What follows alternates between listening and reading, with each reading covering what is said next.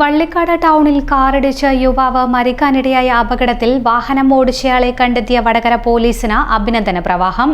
അപകടമുണ്ടാക്കി നിർത്താതെ പോയ Innova car കണ്ടെത്താൻ 1000-ലേറെ CCTV ദൃശ്യങ്ങളാണ് അന്വേഷണ സംഘം പരിശോധിച്ചത്. വാഹനം ഓടിച്ച കടമേരി സ്വദേശി പുളിയുള്ളതിൽ അബ്ദുൾ ലത്തീഫിനെ കോഴിക്കോട് വെച്ചാണ് അന്വേഷണ സംഘം പിടികൂടിയത്. കോഴിക്കോട് ട്രാവൽ ഏജൻസി നടത്തുകയാണ് ഇയാളെന്ന് ജില്ലാ പോലീസ് മേധാവി കെ ബൈജു IPS പറഞ്ഞു. അപകടത്തിന് ശേഷം പിടിക്കപ്പെടാതിരിക്കാൻ പഴയ ബസ് സ്റ്റാൻഡ് വഴി പുതിയ ബസ് സ്റ്റാൻഡ് വഴി ചുറ്റിയാണ് ഇയാൾ സഞ്ചരിച്ചിട്ടുള്ളത്. പട്ടിയെ ഇടിച്ചതാണെന്നാണ് കരുതിയതെന്നും കോഴിക്കോട്ടെ ജോലി സ്ഥലത്തായതിനാൽ പിന്നീടുണ്ടായ സംഭവങ്ങൾ അറിഞ്ഞില്ലെന്നും ഇയാൾ മൊഴി നൽകിയതായി ജില്ലാ പോലീസ് മേധാവി മാധ്യമങ്ങളോട് പറഞ്ഞു. വടകരയിലെ രണ്ടാമത്തെ സംഭവമാണ്. നിരന്തരം സംഭവങ്ങൾ ഉണ്ടാകുന്നുണ്ട്. നമുക്കറിയാം, ഒരു കൊല്ലം മുമ്പ് ഒരു ബേബി അമ്മുമ്മ അവരുടെ കൊച്ചു മോളുമായിട്ട്, എനിക്കൊണ്ട് ഷംന എന്നാണ് ആ കുട്ടിയുടെ പേര്. അപ്പൊ അങ്ങനെ ഒരു വണ്ടി ഇടിച്ചിട്ട് നിർത്താതെ പോയി. അങ്ങനെ ഒത്തിരി പ്രശ്നങ്ങൾ സമൂഹത്തിനുണ്ടാക്കിയതാണ്. അത് പിന്നെ അന്വേഷിക്കാൻ ഒരു ടീം ഉണ്ടാക്കി. ആ ടീം വളരെയധികം 1 വർഷത്തോളം അത്ര ആയിരക്കണക്കിന് CCTVകൾ, ഈ നമ്മളുടെ ടോളിലുള്ള ക്യാമറകൾ, ANPR ക്യാമറയുടെ ഫീഡ്ബാക്ക് അതൊക്കെ എടുത്ത് പരിശോധിച്ച് ആണ് അത് കണ്ടുപിടിക്കാൻ കഴിഞ്ഞത്. നമ്മൾ നോക്കണം, അത് ഒരു വാഹനം ഓടിക്കുന്ന ആളുകളുടെ അശ്രദ്ധ ഉണ്ടാകാം, മറ്റു പല കാരണം കൊണ്ട് ആ വാഹന അപകടം ഉണ്ടാകാം. പക്ഷെ ഒരു മാനുഷിക പരിണാമമില്ലാതെ അയാൾ ഇൻഷുറൻസ് ക്ലെയിം ചെയ്തു. അയാളുടെ വീടിനടുത്തുള്ള വർക്ക്ഷോപ്പിൽ കൊണ്ടുപോയിട്ടാണ് പണിയെടുത്തത്. ആ വാഹനത്തിൽ അയാളുടെ വൈഫ് ഉണ്ടായിരുന്നു. വൈഫ് പറഞ്ഞ് നമുക്ക് പോലീസ് റിപ്പോർട്ട് ചെയ്യാൻ പറ്റും. അത് കേൾക്കാതെയാണ് ആ കേസ് ഉണ്ടായത്. അതേപോലത്തെ ഒരു കേസാണിത്. അപ്പൊ ഇത് ഒരു 10:15 മണിക്കാണ് സംഭവം. വള്ളിക്കാട് വെച്ചിട്ട് വാഹനം, അയാൾ കോഴിക്കോടേക്ക് വരികയായിരുന്നു. വാഹനം വന്നിട്ട് നിർത്താതെ പോയി. അയാൾ ഹോസ്പിറ്റലിൽ ട്രീറ്റ്മെന്റ് ആയിരുന്നു. അയാൾ മരണപ്പെട്ടു. ചികിത്സരിക്കുമ്പോൾ മരണപ്പെട്ടു. സ്വാഭാവികമായിട്ടും ഇപ്പൊ നമുക്ക് ഇപ്പോഴും ആ കുഞ്ഞൊരു മറ്റേ ആദ്യത്തെ കേസിലെ കോമ സ്റ്റേജിൽ കിടക്കുക. ഇത് ഒരു പൈശാചികമാണ് ഇയാളുടെ പ്രവൃത്തി. ഡ്രൈവർമാർ വണ്ടി ഉപയോഗിക്കുമ്പോൾ സ്വാഭാവികമായിട്ടും വരാം. അപ്പം മഴയാണ്, ആ രാത്രിയിലായിരുന്നു, പട്ടിയാണെന്ന് കരുതി എന്നൊക്കെയാണ് അയാളുടെ വെർഷൻ. പക്ഷെ അങ്ങനെയാണെങ്കിൽ അയാൾ നമ്മൾ സബ്സിക്വന്റ് കോണ്ടാക്ട് എടുത്തപ്പോൾ അയാൾ നേരെ വഴിയല്ല പോയത്. അയാൾ പഴയ ബസ് സ്റ്റാൻഡ് വഴി പിന്നെ പുതിയ ബസ് സ്റ്റാൻഡിൽ വരുന്നു. അപ്പോൾ അതൊരു സപ്രഷൻ ഫാക്ട് തന്നെയാണ്. ഇത് കണ്ടുപിടിച്ചില്ല എന്നുണ്ടെങ്കിൽ എൻ്റെ തലേ വരരുതെന്നുള്ളതാണ്. ആ പപ്പെട്ടൊരു യങ്ങായിട്ടുള്ളതാണ്, 24 വയസ്സുള്ളതാണ് ആ മരണപ്പെട്ട ആള്.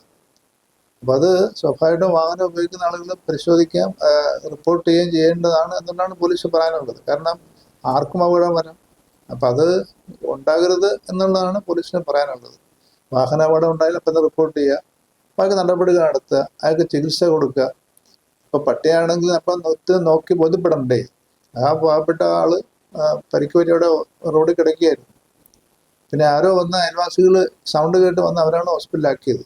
പോലീസ് ഇപ്പൊ ഈ കേസ് തന്നെ വാഹനം കണ്ടുപിടിക്കാനായിട്ട് ആയിരക്കണക്കിന് CCTV ഫുട്ടേജ് ബാക്കിലേക്ക് എടുത്തെടുത്ത് പരിശോധിച്ചാണ്. 4 പേരുള്ള ടീമാണ്.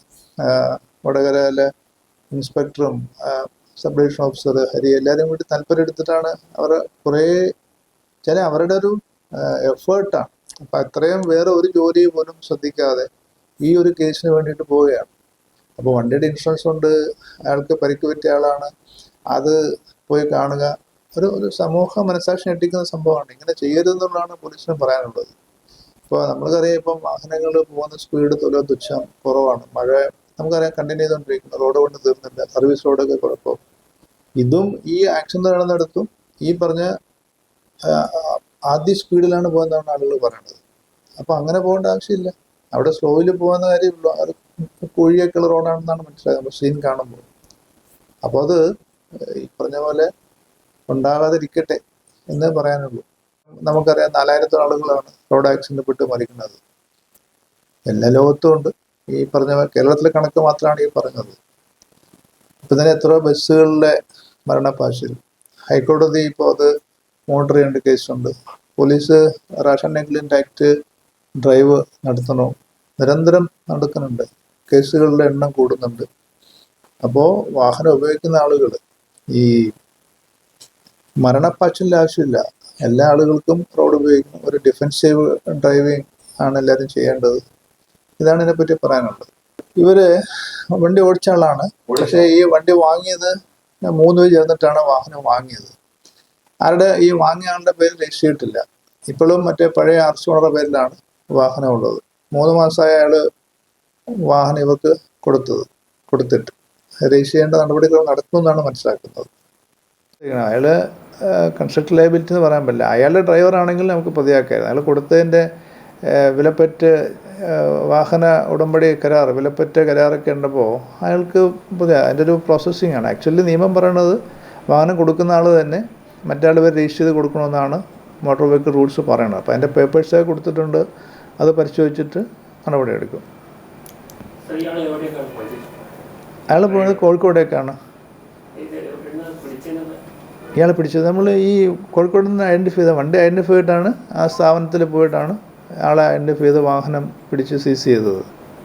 കോഴിക്കോട് ഒരു ട്രാവൽ ഏജൻസി നടത്തുന്ന ആളുകളാണ്. സാധാരണ രീതിയിൽ ഇപ്പം ഇങ്ങനെയുള്ള ഈ ആക്സിഡന്റ് നിർത്താണ്ട് പോയാലും ശിക്ഷ നിലവിൽ അതൊരു കുറവുണ്ടോ? അല്ലെങ്കിൽ ഇപ്പോൾ പുതുതായിട്ടുണ്ടോ ഇങ്ങനെ ആളെ ഹോസ്പിറ്റലിൽ എത്തിച്ചിട്ടില്ലെങ്കിൽ എന്തൊരു പുതിയ നിയമം വരുന്നത്? ഉണ്ട്. അതിന് ആ സെക്ഷനൊക്കെ നമ്മൾ കേസിലേക്ക് ചേർക്കും. പുതിയത് വെച്ച് അതെ, BNS, മോട്ടോർ വെഹിക്കിൾ റൂൾസ് എല്ലാം ജാമ്യം കിട്ടുന്ന വകുപ്പാണ്. നിയമം ജാമ്യം കൊടുക്കാനാണ് പറയുന്നത്. ഇപ്പോൾ മനഃപൂർവ്വം ഒരു സാഹചര്യം നമ്മൾ പരിശോധിക്കണം. അവിടെ രാത്രിയിലാണ് സംഭവം. ഇയാൾ ക്രോസ് ചെയ്ത സംഭവം ശരിയാണ്. ഇയാൾ സ്പീഡ് കൂടുതലായിരുന്നു, പക്ഷെ നിർത്തി അത് ആരാണ് എന്ന് മനസ്സിലാക്കാതെ പോയെന്നുള്ളതാണ്.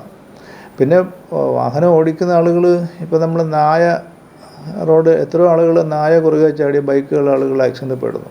അപ്പോൾ ഈ വണ്ടി ഓടിച്ച ആളും പറഞ്ഞു, സാറേ നായയാണെന്ന് കരുതി ഞാൻ നോക്കുമ്പോൾ ആരെയും കാണുന്നില്ല, അതുകൊണ്ട് ഞാൻ പോയതാണ്. രാത്രി അവിടെ നിർത്താൻ പറ്റില്ല, 10:15 എന്തെന്ന് അറിയില്ലല്ലോ, അതുകൊണ്ടാണെന്നാണ് അയാളുടെ വെർഷൻ. നമ്മൾ അതും കൂടി പരിഗണിക്കണം. ഒരു വെർഷൻ മാത്രമല്ലല്ലോ. പക്ഷേ ഈ സംഭവം അറിഞ്ഞ് സ്വാഭാവികമായിട്ടും അയാളുടെ വെർഷൻ ഈ നാട്ടുകാരനാണെങ്കിൽ അപ്പം തന്നെ അറിഞ്ഞേനെ, ഞാൻ പറഞ്ഞേനെ, ഞാൻ അറിഞ്ഞില്ല, ഞാൻ കോഴിക്കോടാണ് ജോലി ചെയ്യുന്നത്, അതുകൊണ്ടാണെന്നാണ് അയാൾ വെർഷൻ പറയണത്. അപ്പോൾ അയാളുടെ വെർഷൻ കൂടി കേട്ടിട്ടാണ് നമ്മൾ തീരുമാനം എടുക്കേണ്ടത്. ഏകപക്ഷമായിട്ട് എഴുതുന്നത് ശരിയല്ല എന്നുള്ളതാണ്. പക്ഷേ എങ്കിലും ഇത് അയാളുടെ ഭാഗത്ത് ലാക്സിറ്റി, നെഗ്ലിജൻസ് വന്നിട്ടുണ്ട്.